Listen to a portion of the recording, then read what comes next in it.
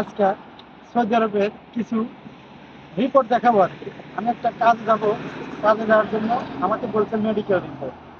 এই যেটা হচ্ছে মেডিকেল রিপোর্ট, এটা হচ্ছে মেডিকেল রিপোর্ট। এই মেডিকেল রিপোর্টে করতে গেলে ফার্স্টে বাংলাদেশের মতো না, কারণ এইখানে রিপোর্ট হলো একদম বলা চলে বুহা আর কি।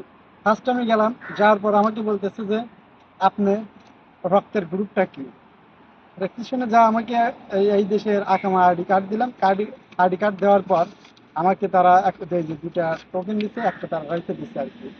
তো এইখানে তারা 86 টাকা দিচ্ছে, বাংলাদেশি টাকা প্রায় কত হবে, প্রায় 2000 টাকার মতো হবে। টাকা নেওয়ার পর তারা করলো কি, আমাকে শুধু টি শার্টটা মাপেছে।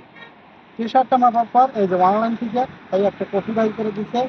এইখানে সব কিছু দেখা আছে এই ডকুমেন্টে, আমার পুরো ডিটেলস এখানে দিয়ে দিছে। আমাকে কোনো রক্ত পরীক্ষাও করে নাই, যা শুধু আমাকে বলছে কি পজিটিভ। আমি বলছি আমার রক্তের বি পজিটিভ, আমার হাইট, আমার ওজন কিছুই মাপে নাই কে। যে শুধু এইরকম খালি রক্তের খালি গ্রুপটা বলেই টাকাটা নিচ্ছে। আর এই যে এটা হচ্ছে রক্তের গ্রুপ, এই যে এটা হচ্ছে রক্তের গ্রুপ আর কি। তো এইভাবেই তারা রিপোর্টটা করে আর কি। বাংলাদেশে তাও দেখা যায় মেশিন টেশিন দিয়ে দেখা যায় বডি ফিটনেস সব কিছু চেক আপ করে, কিন্তু এইখানে কোনো কিছু চেক আপ করে না।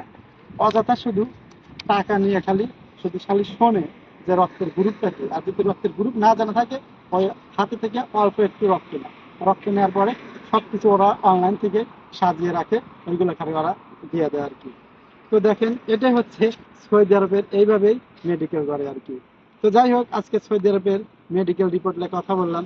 হয়তো অন্য একদিন আরেকটা কিছু আপনাদের মাঝে তুলে ধরবো। সবাই ভালো থাকবেন, সুস্থ থাকবেন। আল্লাহ হাফেজ।